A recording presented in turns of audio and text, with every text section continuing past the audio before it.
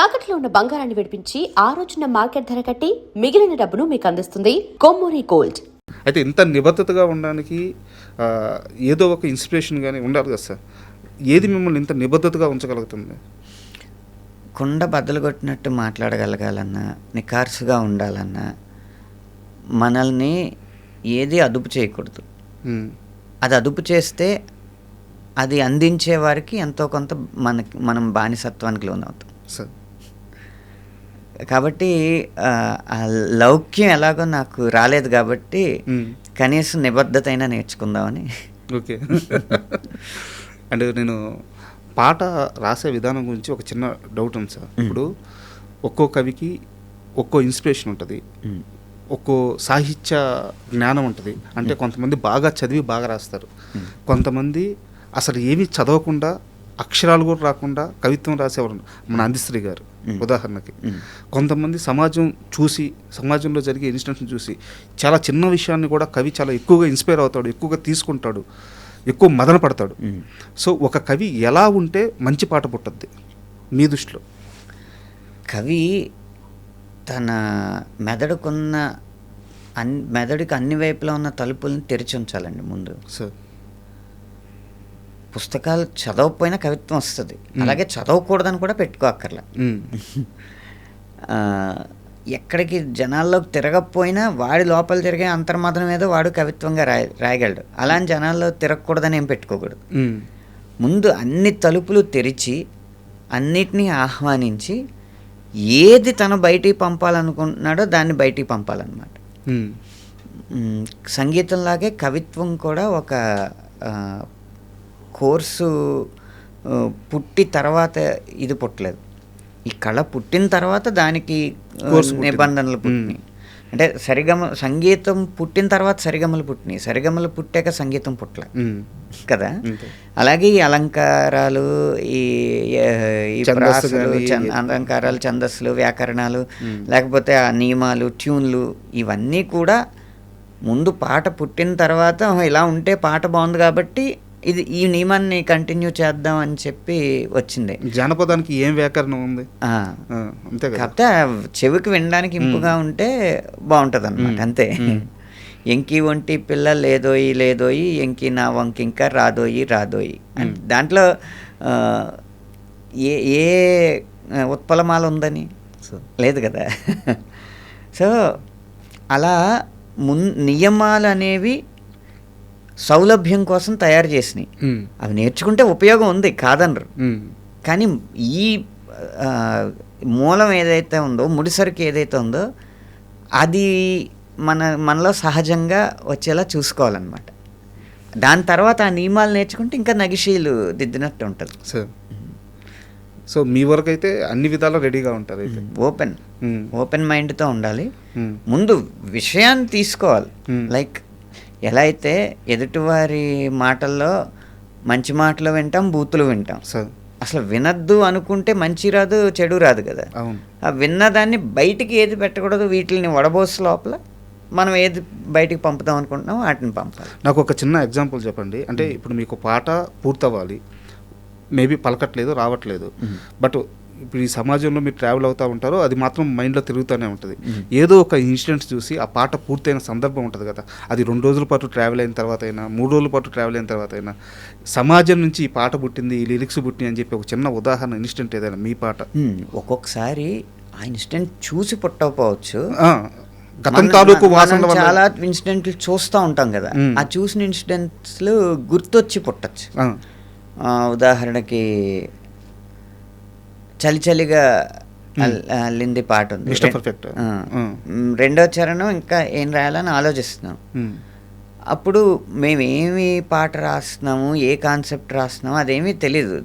నేను డిఎస్పి గారు దేవశ్రీ ప్రసాద్ గారు ఇద్దరం కూర్చొని తయారు చేస్తున్నాం. పాట చేస్తున్నప్పుడు పక్క నుంచి వాళ్ళ తమ్ముడు సాగర్ గారు వచ్చారు.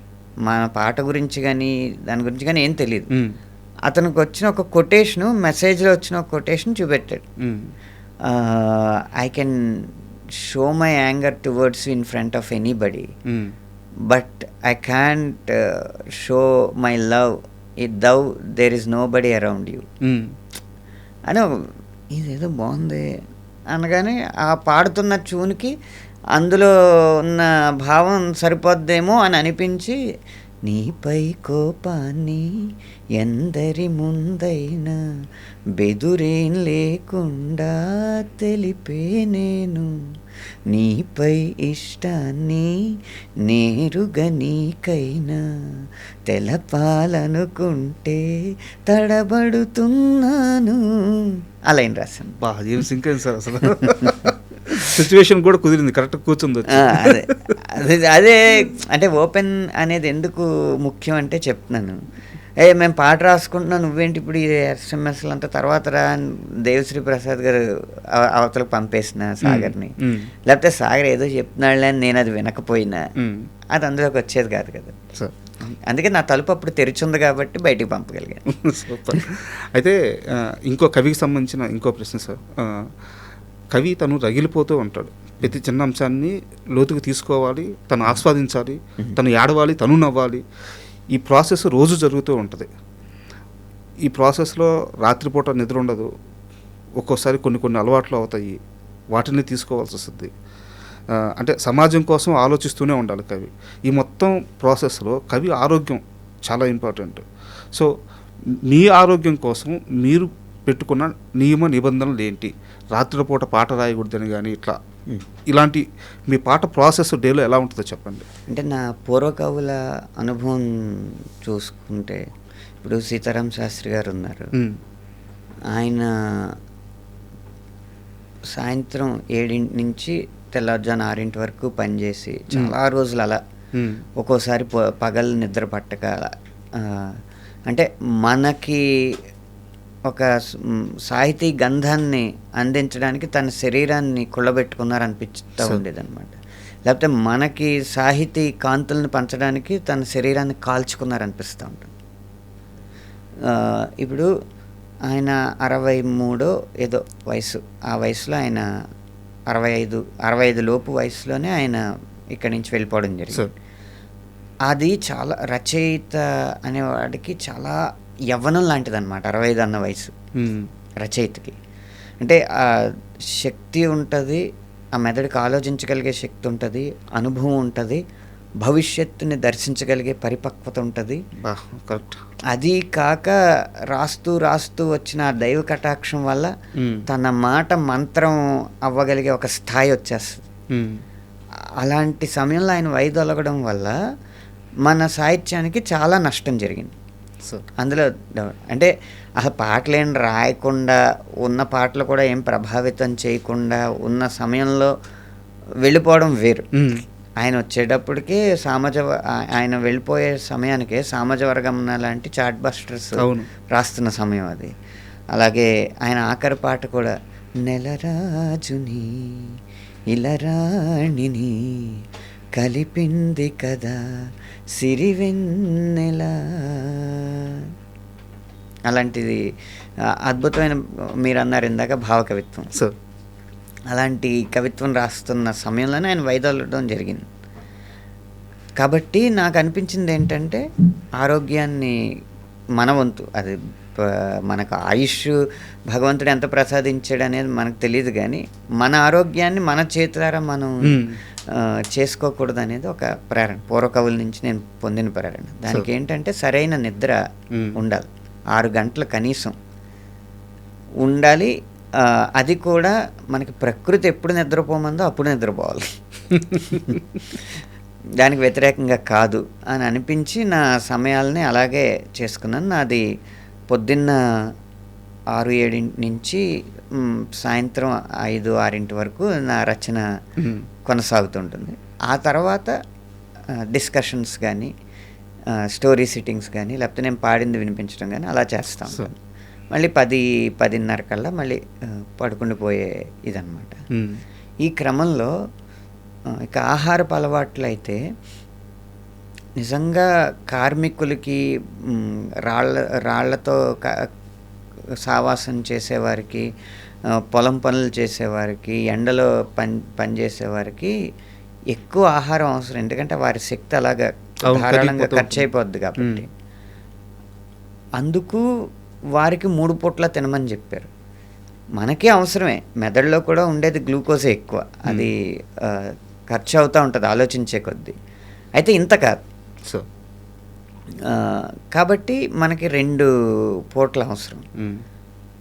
కేవలం తపస్సు చేసుకునేవారు ఉంటారు కదా, తపస్సు అంటే ఏంటి, అసలు ఆలోచన లేకపోవడం. అవును.